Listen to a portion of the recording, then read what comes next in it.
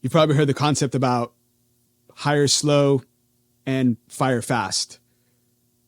But if you're like many of the business owners I've talked to, you actually know that concept, but you do it in reverse. And so oftentimes we hire fast because we hire out of desperation, which is a result of oftentimes poor planning. You as a leader haven't been looking at your team. You as a leader haven't been checking in with the team.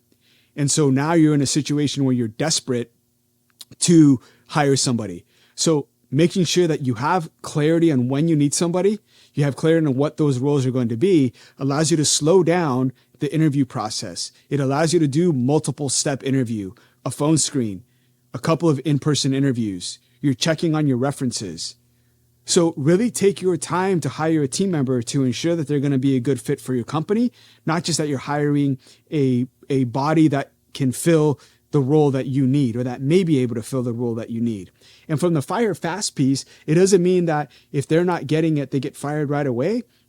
But it does mean that you got to move pretty quickly when you realize that the team member is not a good fit, that the team member is not able to perform.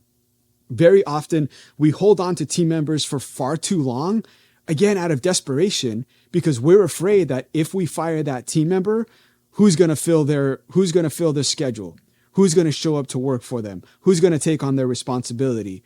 Or we hold on to a team member too long because they have a little bit of rock star. They're actually really, really good at certain parts of their job, but they're not a good company fit. And so we hold on to them. I want you to start rethinking about your team member approach from both of those. How do we slow down our hiring process so that we get the right team members doing the right thing?